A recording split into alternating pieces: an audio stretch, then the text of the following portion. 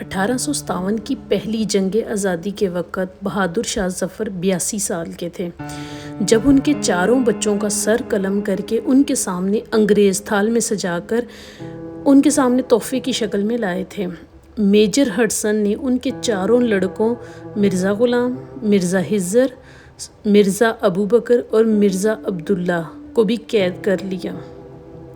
Major Hudson نے چاروں صاحبزادوں کا سر کاٹا اور ان کا گرم خون چلو سے پی کر ہندوستان کو آزاد کرنے کی چاہ رکھنے والوں سے انگریزوں نے جنگ اور بغاوت کو جاری رکھنے کا خطرناک وحشیانہ عہد کو جاری رکھا۔ بہادر شاہ ظفر نے اپنے بیٹوں کے کٹے ہوئے سروں کو اپنے ہاتھوں میں لے کر درد بھرے الفاظ میں ان کے لیے دعا کرتے ہوئے کہا، تیمور کی اولاد ایسے ہی سرخرو ہو کر باپ کے سامنے اپنا فرض ادا کرتے ہیں۔ اس کے بعد شہزادوں کے دڑوں کو توالی کے سامنے اور کٹے ہوئے سروں کو خونی دروازے پر لٹکایا گیا۔ بہادر شاہ ظفر نے انگریزوں کی داستان کے لیے 1857 کی پہلی ہندوستانی جنگ کی اگوائی کی۔ انگریز سیناپتی نے انہیں دھوکے سے قتل کرنے کے لیے بلوایا اور گرفتار کر کے رنگون بھیج دیا۔ بہادر شاہ ظفر مغل خاندان کے آخری بادشاہ تھے۔ 1837 میں تخت پوشی کے وقت انہیں ابو المظفر کے بدلے ابو ظفر محمد سراج الدین بہادر شاہ غازی نام ملا تھا۔ ان کی حکومت ڈنگ عالم سے پالم تک ہی مانا جاتا تھا۔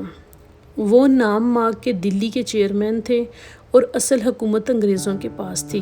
انہوں نے اردو، عربی، فارسی زبان کے ساتھ گھڑ سواری، تلوار بازی، تیر اندازی اور بندوق چلانے کی کافی مہارت حاصل کر لی تھی۔ وہ ایک اچھے صوفی، درشن کے جانکار، فارسی میان، صالحان میں ادب شاعر تھے۔ وہ 1857 تک حکومت کے کام کاج سنبھالتے رہے۔ انگریزوں نے ان پر حکومتی مجرم اور فوجیوں کے قتل کے الزام میں عدالت کے ذریعے مقدمہ چلایا۔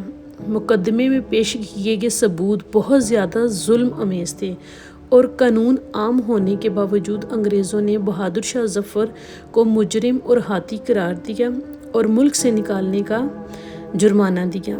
بے چارگی، ملک دوست، دیندار بزرگ 82 سال ہندوستان دھرتی ماں کے لاڈلے بہادر شاہ ظفر پر حیرت انگیز مقدمہ سونپا۔ اکتوبر 1858 میں انہیں زندگی بھر کے لیے رنگون بھیج دیا گیا۔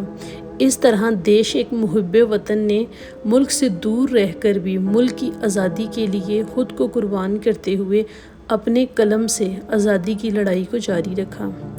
اس دوران انہوں نے جو غزلیں لکھیں وہ اپنی مہارت اور ترقی کے لیے ہندوستان کی آزادی کے متوالوں کے دلوں میں کشادہ جگہ رکھتی ہیں۔ رنگون میں 6 نومبر 1862 کو اس آخری مغل خاندان 1857 کی پہلی جنگ آزادی کے رہبر نے اپنی جان نچھاور کر دی۔ ابو المظفر سراج الدین محمد بہادر شاہ غازی اکبر شاہ ثانی کا دوسرا بیٹا جو لال بھائی کے وطن سے تھا، اس کا سلسلہ نسب 11ویں پشت میں شہنشاہ بابر سے ملتا ہے۔ یہ دلی میں پیدا ہوئے۔ خاندان مغلیہ کا آخری بادشاہ اور اردو کا ایک بہترین مایہ ناز شاعر تھا۔ ابراہیم ذوق کے شاگرد تھے۔ ذوق کی وفات کے بعد مرزا غالب سے شاعری میں رہنمائی حاصل کرتے رہے۔ 1837 کو قلعہ دلی میں اس کی تخت نشینی کی رسم ادا کی گئی۔ ہندوستانیوں کی انگریز کے خلاف پہلی آزادی کی جنگ، انگریزوں نے اس جنگ کو غدر کا نام دیا۔ عموماً اس کے 2 اسباب بیان کیے جاتے ہیں۔ پہلا یہ کہ ایسٹ انڈیا کمپنی کے ہندوستان کے تمام صوبے اور کئی ریاستیں یکے بعد دیگرے اپنی حکومت میں شامل کر لی تھیں، جس کی وجہ سے ہندوستانیوں کے دل میں کمپنی کے متعلق شکوک پیدا ہو گئے۔ دوم یہ کہ ان دنوں جو کارتوس فوجیوں کو دیے جاتے تھے وہ عام خیال کے مطابق سور اور گائے کی چربی سے آلودہ تھے اور انہیں بندوقوں میں ڈالنے سے بیشتر دانتوں سے کاٹنا پڑتا تھا۔ ہندو اور مسلمان فوجی سپاہیوں نے اسے مذہب کے منافی سمجھا اور ان میں کھلبلی مچ گئی۔ جن سپاہیوں نے ان کارتوسوں کو استعمال کرنے سے انکار کر دیا، ان کی فوجی وردیاں اتار کر انہیں بیڑیاں پہنا دی گئیں۔ ان قیدیوں میں بہت سے ایسے تھے جنہوں نے انگریزوں کی خاطر بڑی بڑی قربانیاں دی تھیں۔ جنگ آزادی ہند کا آغاز 1857 میں بنگال میں ڈم ڈم اور بارکپور کے مقام پر ہوا، جہاں دیسی سپاہیوں نے ان کارتوسوں کا استعمال سے انکار کیا جن میں ان کے خیال کے مطابق سور اور گائے کی چربی لگی ہوئی تھی۔ انگریز حکومت نے ان سپاہیوں کو غیر مسلح کر کے فوجی ملازمت سے برخاست کر دیا۔ لکھنؤ میں بھی یہی واقعہ پیش آیا۔ برخاست شدہ سپاہی ملک میں پھیل گئے اور فوجیوں کو انگریزوں کے خلاف ابھارنے لگے۔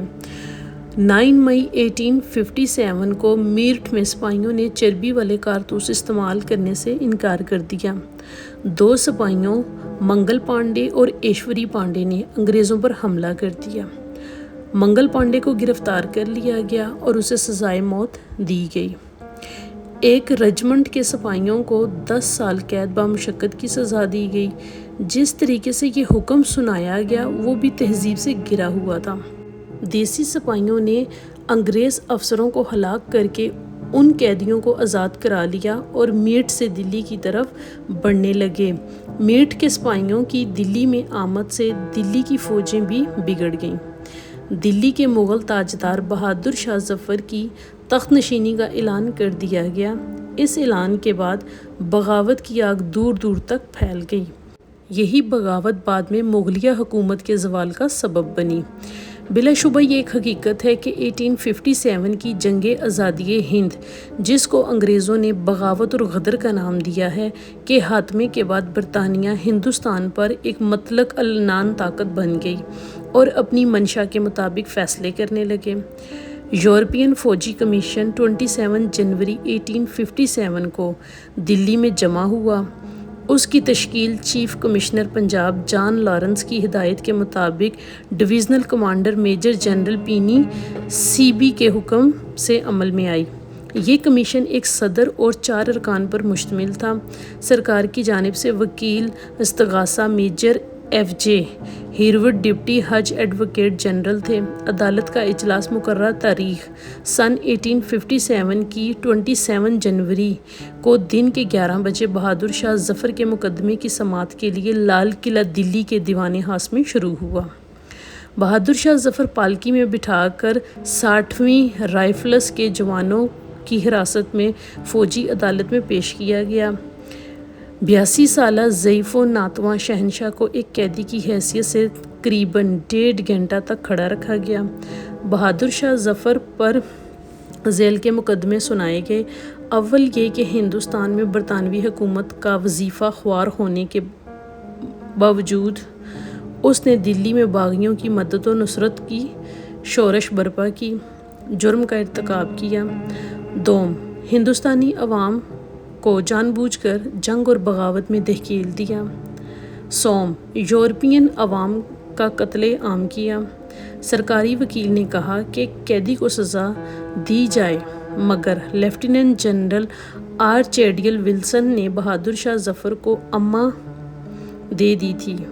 جب بہادر شاہ ظفر سے جرم کا پوچھا گیا تو کچھ دیر تک خاموشی اختیار کی اور کہا، تو صرف اتنا ہی نہیں، یہ جھوٹ ہے۔ یہ مقدمہ 21 دن چلتا رہا۔ مارچ کی 9 تاریخ کو فیصلہ ہوا۔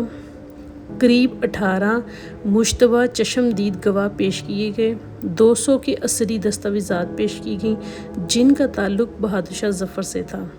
29 مارچ 1857 کو بہادر شاہ ظفر کو قومی مجرم قرار دے کر بدترین مثال قائم کی گئی اور رنگون بھیج دیا گیا، جہاں ان کی وفات مورخہ 2 نومبر 1862 کو ہوئی۔ جنرل نکلسن نے انگریز فوجیوں کی مدد سے تقریباً 4 مہینے تک دلی کا محاصرہ کیے رکھا۔ 14 ستمبر کو کشمیری دروازہ توڑ دیا گیا۔ جنرل نکلسن اس لڑائی میں مارا گیا، مگر انگریز اور سکھ فوجوں نے دلی پر قبضہ کر کے بہادر شاہ ظفر کو گرفتار کر لیا۔ بعد میں ایک خود ساختہ عدالت کے ذریعے بہادر شاہ ظفر کو جنگ و جدل کا ذمہ دار قرار دیا گیا۔ خود ہی جج، خود ہی مدعی، خود ہی گواہ بنے۔ بادشاہ کے 2 ملازمین ماکھن چند اور بسنت خواجہ سرا کو گواہ بنایا گیا۔ ان گواہوں کے بیانات کی بادشاہ نے سختی سے تردید کی، مگر اسے مجرم قرار دے کر سزا کے طور پر جلا وطن کر کے رنگون بھیج دیا گیا۔ ان کے 2 بیٹوں اور ایک پوتے کو گولی سے اڑا دیا گیا۔ دلی پر انگریزوں کا قبضہ ہو جانے سے ہر جگہ جنگ آزادی کی رفتار مدھم پڑ گئی۔ مارچ 1858 میں لکھنؤ پر دوبارہ انگریزوں کا قبضہ ہو گیا۔ یہاں بھی ظلم و ستم کے خوفناک باب دہرائے گئے۔ دلی، لکھنؤ، کانپور، جھانسی کے علاوہ چند اور مقامات پر بھی انگریزوں کے تصرف میں آ گئے۔ جنگ آزادی کا نعرہ انگریزوں کو ہندوستان سے نکال دو تھا، اسی لیے اس میں تمام ایسے عناصر شامل ہو گئے جنہیں انگریز سے نقصان پہنچا تھا۔ متضاد عناصر ایک مشترکہ دشمن کے خلاف یکجا تو ہوئے تھے، لیکن وطنیت اور قومیت کے تصورات سے ناآشنا تھے۔ اس میں مفاد پرست فتنہ پرداز لوگ بھی شامل تھے، جنہوں نے مذہب کے نام پر تفرقہ ڈالا۔ دکانداروں کو لوٹا گیا۔ کسی گھر یا محلہ کے لوٹنے کے لیے یہ افواہ کافی تھی کہ یہ گورا چھپا ہوا ہے۔ بہادر شاہ ظفر، جس کی بادشاہت کا اعلان باغی سپاہیوں نے کر دیا تھا، اور پھر بادشاہ نے اعلان کیا، ہاں میں ہندوستان کا بادشاہ ہوں اور آپ لوگ ہندوستانی فوج کے سپاہی، آج میں اپنی تخت نشینی کا اعلان کرتا ہوں۔ آج کے بعد ایسٹ انڈیا کمپنی کو کوئی خراج کی رقم نہیں دے گا، اور ہم یہ بھی اعلان کرتے ہیں کہ یہ فرنگی ہماری مملکت ہند سے نکل جائیں۔ سپاہیوں کے نام لکھ کر تنخواہیں مقرر کر دی گئیں۔ مغل خزانہ ویسے تو خالی تھا، مگر وطن کی محبت میں ملے ہوئے مہارانا پرتاپ، بادشاہ اکبر اور شیوا جی کے اولادوں کو ایک ہونے پر مجبور کر دیا۔ بہادر شاہ کو جنگ آزادی کا سربراہ مقرر کیا گیا اور رقم بادشاہ کی نظر کی، جس سے سپاہیوں کو تنخواہیں دی جانے لگیں۔ فوج تو مل گئی، مگر اچھا سپہ سالار نہ مل سکا۔ چونکہ یہ جنگ مقررہ وقت سے پہلے شروع ہو گئی تھی، اسی لیے جھانسی کی رانی تانتیا توپی بہادر شاہ ظفر میں سے کوئی بھی تیار نہ تھا، اور غداروں کی بھی کوئی کمی نہ تھی۔ جھانسی کی رانی کو شکست ہو گئی، اس کے بعد وہ مر گئی۔ تانتیا توپی لاپتہ ہو گئے۔ سارا بوجھ ایک لاغر بادشاہ کے سر پر آن پڑا۔ چنانچہ جنگ میں مرزا ابو بکر کو سپہ سالار بنا کر بھیجا گیا، جو بہت اچھا لڑ رہا تھا، مگر غداروں نے اس کو شراب پلا دی، جس کی وجہ سے جنگ میں مغل سلطنت کی فوج ہار گئی۔ اس کے بعد ایک نیا سپہ سالار بہادر شاہ کے پاس آیا اور کہا، آگے سے جنگ میں شروع کرتا ہوں۔ اس نے بہادر شاہ کو دلی چھوڑنے کی درخواست کی اور کہا کہ دوبارہ حملہ کر کے دلی فتح کر لیں گے، مگر تقدیر سمجھیں یا مغل بادشاہ کا شہر دلی سے لگاؤ۔ بادشاہ نے جانے سے انکار کر دیا اور مقبرہ ہمایوں میں پناہ لی۔ بادشاہ نے قریبی غدار حکیم احسن اللہ نے انگریزوں کو بادشاہ کا پتہ بتا دیا، جس سے بادشاہ کو گرفتار کر لیا۔ یوں مغل سلطنت کا سورج غروب ہو گیا اور فرنگی راج شروع۔ مغل بادشاہ بہادر شاہ جنگ آزادی کی جان تھے۔ ان کے ہوتے ہوئے جنگ آزادی صحیح طرح سے شروع رہی، لیکن ان کے قید ہونے کے بعد ماند پڑ گئی۔ پھر بھی جنگ آزادی کی بنیاد رکھنے والا بہادر شاہ ظفر ہی ہے، تبھی جا کر 100 سال بعد آزادی ملی۔ اگر بادشاہ مراد لے لیتے تو ہندوستان میں آزادی کا سورج شاید دیر سے طلوع ہوتا۔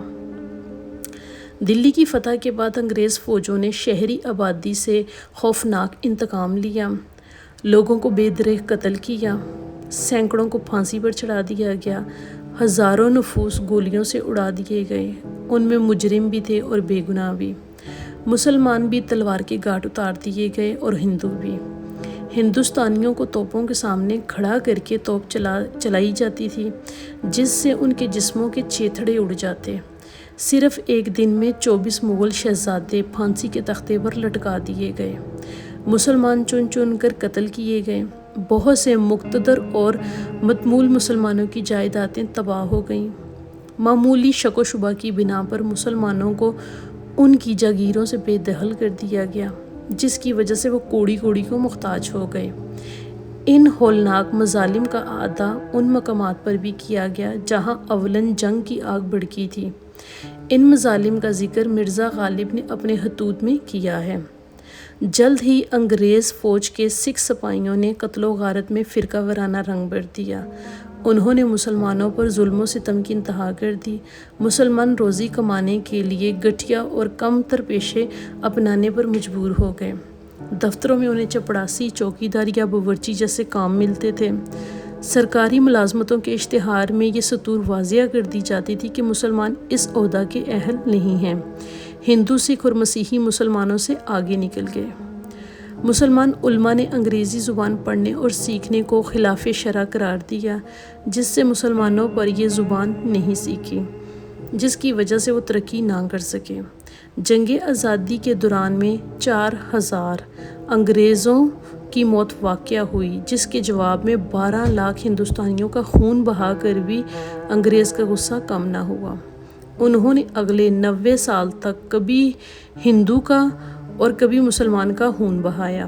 اگست 1858 میں برطانوی پارلیمنٹ نے اعلان ملکہ وکٹوریہ کے ذریعے ایسٹ انڈیا کمپنی کا خاتمہ کر کے ہندوستان کو تاج برطانیہ کے سپرد کر دیا۔ اس جنگ کے بعد خصوصاً مسلمان زیر عتاب آئے، جبکہ ہندوؤں نے مکمل طور پر انگریز سے مفاہمت کر لی۔ یوں مسلمانوں پر جدید علم کے دروازے بند کر دیے گئے اور خود مسلمان بھی نئی دنیا سے دور ہوتے چلے گئے۔ ایسے میں سر سید جیسے لوگ سامنے آئے، جنہوں نے اس جنگ آزادی کی وجوہات پر روشنی ڈالی اور انگریزوں پر زور دیا کہ ہندوستانیوں میں موجود احساس محرومیوں کو دور کر کے ہی انگریز یہاں حکومت کر سکتا ہے۔ سر سید نے مسلمانوں میں تعلیمی انقلاب لانے کے لیے کالج اور یونیورسٹیاں قائم کیں۔ اس جنگ آزادی میں ہندو اور مسلمان مل کر ہندوستان کے لیے لڑے، لیکن اس کے بعد انگریزوں کی سازشوں اور کچھ ہندوؤں کے رویوں کی وجہ سے مسلمان اور ہندو الگ الگ قوموں کی صورت میں بٹ گئے۔ یوں پہلی مرتبہ دو قومی نظریے کی بنیاد پڑی۔ 1857 میں انگریز میجر ہڈسن کے ہندوستان کے لیے بولے گئے الفاظ دمدمے میں ہم نہیں اب خیر مانگو جان کی، اے ظفر ٹھنڈی ہوئی اب تیغ ہندوستان کی۔ ان الفاظ کا جواب بہادر شاہ ظفر نے کچھ اس طرح دیا: غازیوں میں بو رہے گی جب تلک ایمان کی، تخت لندن تک چلے گی تیغ ہندوستان کی۔ یہ غزل اتنی مشہور ہوئی کہ اسے اردو ادب کا باقاعدہ حصہ بنا دیا گیا۔ لگتا نہیں ہے جی میرا اجڑے دیار میں، کس کی بنی ہے عالم ناپائیدار میں۔ بلبل کو باغباں سے نہ صیاد سے گلا، قسمت میں قید لکھی تھی فصل بہار میں۔ کہہ دو ان حسرتوں سے کہیں اور جا بسیں، اتنی جگہ کہاں ہے دل داغدار میں۔ ایک شاخ گل پہ بیٹھ کے بلبل ہے شادماں، کانٹے بچھا دیے ہیں دل لالہ زار میں۔ دن زندگی کے ختم ہوئے شام ہو گئی، پھیلا کے پاؤں سوئیں گے کونجے مزار میں۔ کتنا ہے بد نصیب ظفر دفن کے لیے، 2 گز زمیں بھی نہ ملی کوئے یار میں۔ امید ہے کہ آج کی یہ انفارمیشن آپ کو پسند آئی ہوگی۔ اگر یہ ویڈیو آپ کو اچھی لگی ہے تو لائک کیجیے گا، اگر آپ چینل پہ نہیں ہیں تو سبسکرائب کیجیے گا۔ اسی طرح کا انفارمیٹیو کنٹینٹ آپ کو یہاں پہ ملتا رہے گا۔ Thank you so much for watching.